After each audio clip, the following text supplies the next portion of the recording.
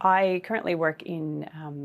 DECA, Department of Energy, Environment and Climate Action, in the water emergency management space, heading up a water emergency management team. And I'm also with CFA in a couple capacities, one as a board member of CFA, but secondly as a captain of a fire brigade in Tulane. On the day, I had made the decision the day before that I needed to be home and be with family and friends just in case anything had happened. So I actually didn't come into the State Control Center that day as Public Information Officer. I was home with family in King Lake. As it turned out, in hindsight, I'm really quite thankful that I was, because I was able to successfully defend my home and my friends and family's homes.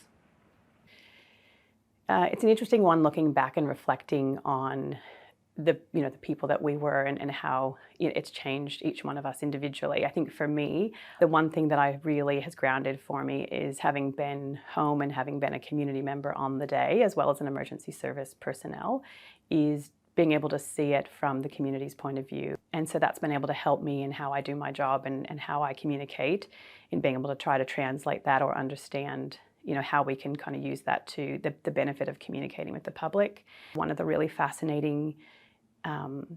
memories for me, I had a friend and a colleague who was in emergency management as well, and they called me and said, "Dawn,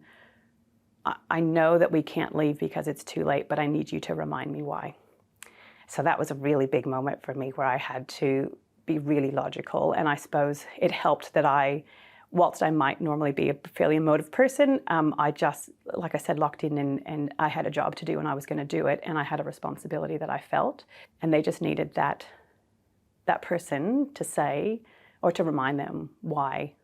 they weren't about to go when it was absolutely 100% too late.